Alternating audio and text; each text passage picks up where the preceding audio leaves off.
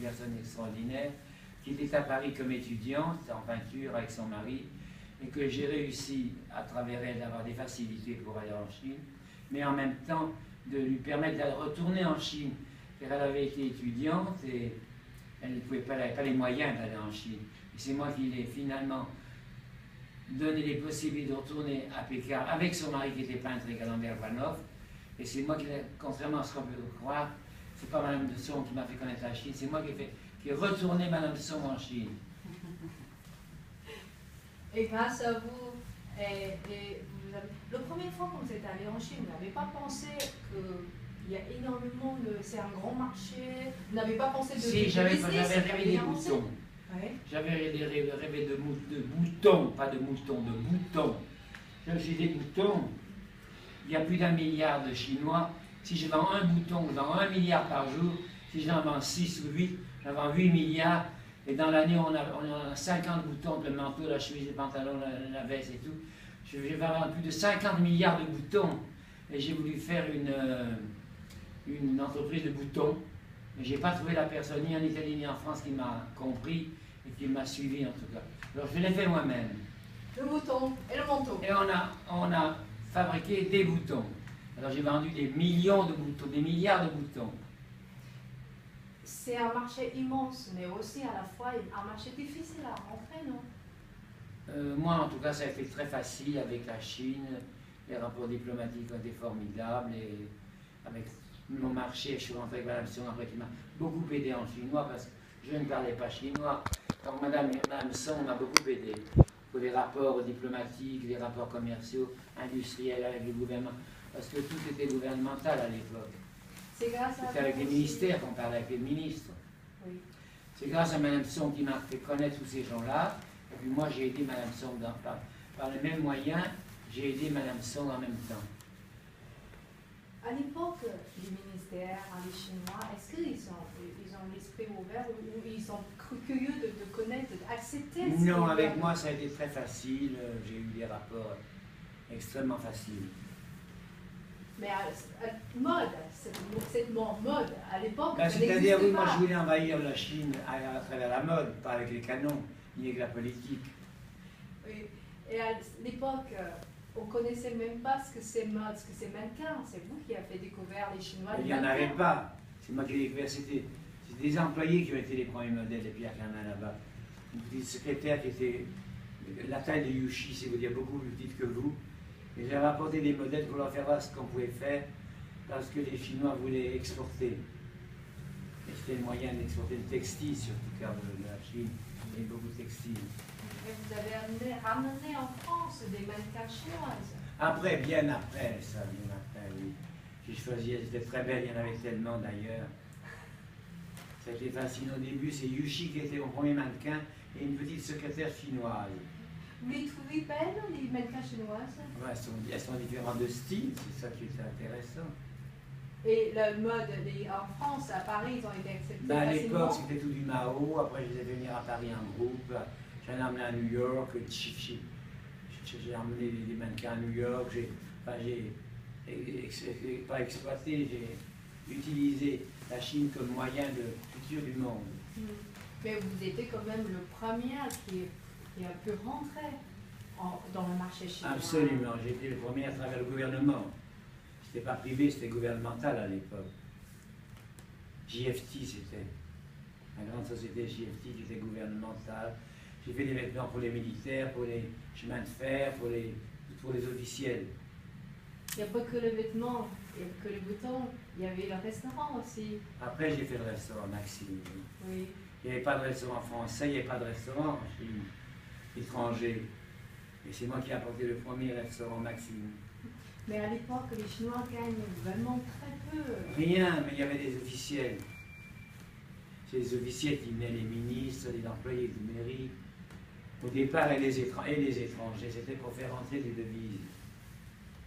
Et ça, tu as entendu, enfin j'ai vu il y a une phrase, je trouve c'est extraordinaire.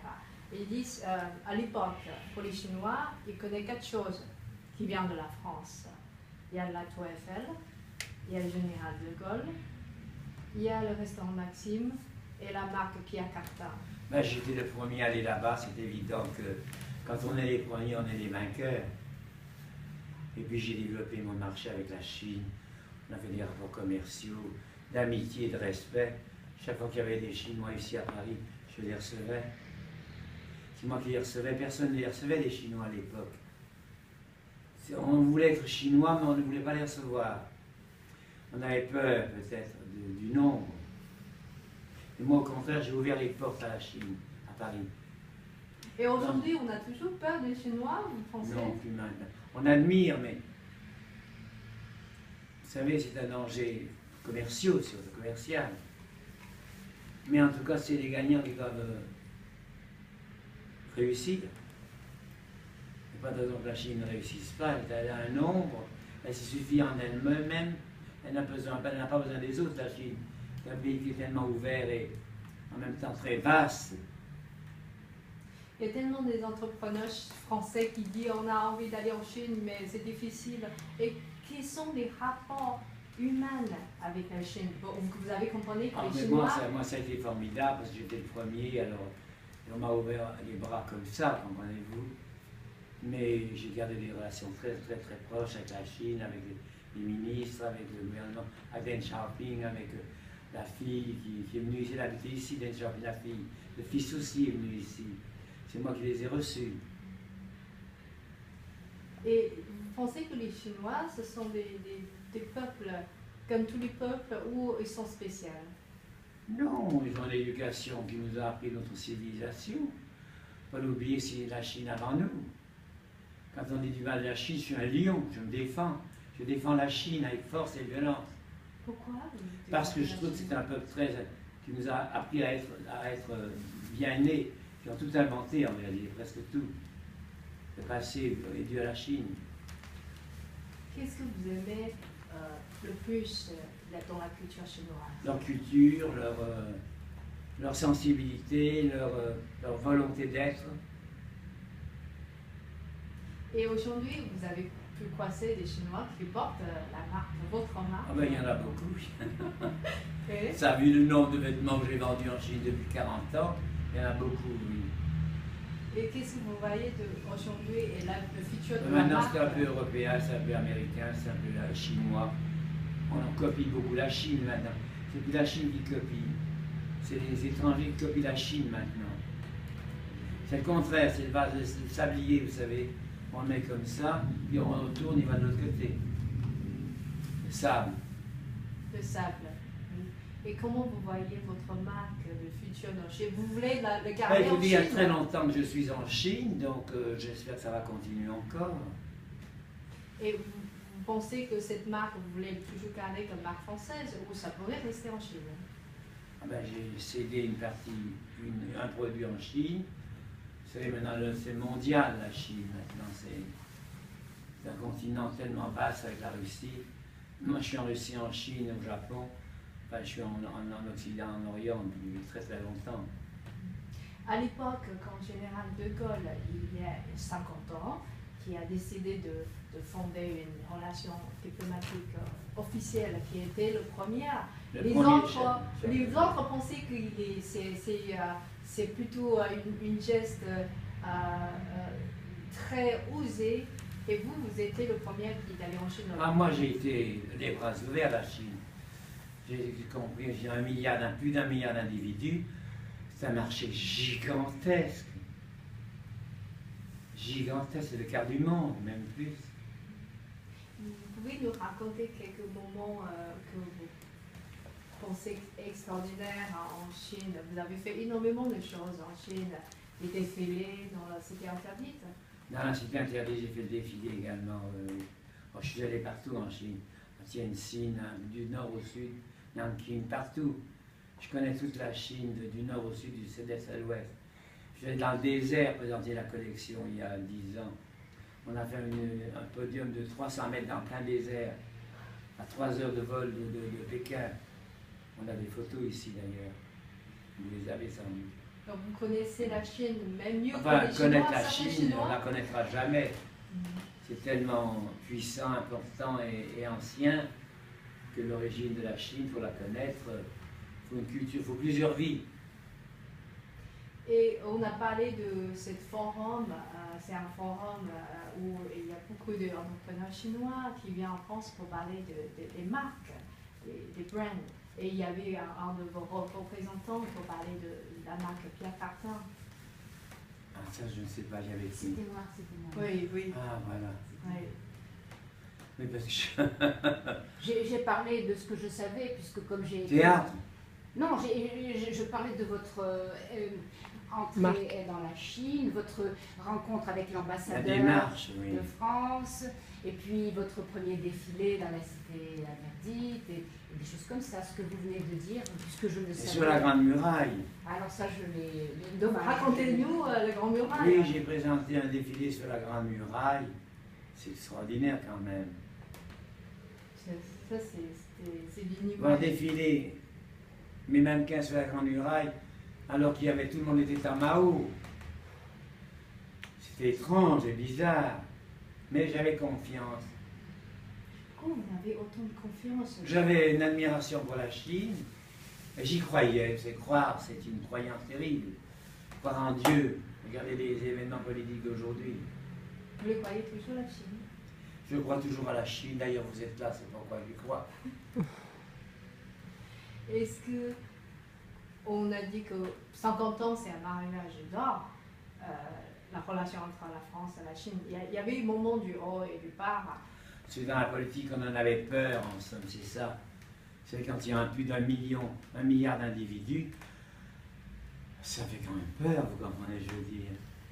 Pourquoi les Français ont tellement peur de Chinois là? Mais parce qu'ils ne sont pas capables d'être à la hauteur au point du marché marketing, on aurait. Et qu'est-ce qu'il faut faire alors? Ah ben ça, c'est pas à moi de vous répondre. Mais vous savez, êtes un bon exemple. C'est de le faire à leur manière, parce que c'est trop tard même, pratiquement. Bon, on voit que le président, après président De Gaulle, il y a le président Chirac qui est un sinophile. Oui, il était chinophile, absolument, japonais, chinophile, oui. Mais ça, je crois que maintenant notre politique est un peu différente, elle est malheureusement pas dans la bonne direction des relations humanitaires et diplomatiques. Je crois que nous avons un président qui est de passage d'abord malheureusement, mais qui n'est pas ce qu'il faudrait pour créer des relations diplomatiques à longue durée. On est justement à côté de l'Élysée. Moi, j'ai vu passer 9 présidents. Vu Oriol après la guerre. Moi, j'habite toujours là, ici. Vous avez vu ce défilé des présidents? 9 présidents, j'ai vu à défiler 9 côté, présidents. oui. Oui. Et là, aujourd'hui, on voit que pour eux, la Chine, c'est un sujet incontournable pour n'importe Mais il faut reconnaître que la Chine, ceux qui ne veulent pas la reconnaître, 1,5 milliard d'individus, donc il faut être aveugle ou Malentendant. malentendant. Et si vous donnez des conseillers pour, pas pour le président, mais pour ses conseillers, pour amener non, le j'ai meilleur. pas de conseils à donner. J'ai à m'occuper de moi surtout. Qu'est-ce que vous voyez, cette marque qui est mondialement connue? Ben là, c'est la plus vieille marque. J'étais le plus jeune couturier à 20 ans, et maintenant je suis le plus vieux. Il n'y a pas d'autre couturier plus vieux que moi, donc je suis le seul qui soit resté. Quand j'ai fait du prêt-à-porter en pensant peut-être au développement de la Chine, on m'a dit il est fou du couturier, quand on est couturier on ne fait pas du prêt-à-porter, et maintenant c'est le prêt-à-porter. Vous voyez, j'étais en avance, même là-dessus. Quels sont les secrets? J'aime penser avant, pas après. Après c'est trop laid, trop tard. Il faut penser toujours avant. Il faut Ben oui. oser. Oser le faire. Et on est critiqué, évidemment. Bon, en France, on critique beaucoup de choses. En ça, tout c'est cas, vrai. j'aime la Chine, j'ai confiance en elle. C'est un pays qu'il faut respecter par leurs valeurs humaines aussi. Ils ont des valeurs humaines très extraordinaires. Et puis leur puissance et puis leur travail. Pour aujourd'hui, les Chinois, ils pensent beaucoup tout ce qui est fabriqué en France, des produits du luxe. Est-ce que vous pensez que c'est dans la mode? On peut pas. Parce il que faut pas maintenant, la toujours- création, elle est mondiale et internationale. Le luxe, c'est la création, c'est pas le prix. Si c'est un prix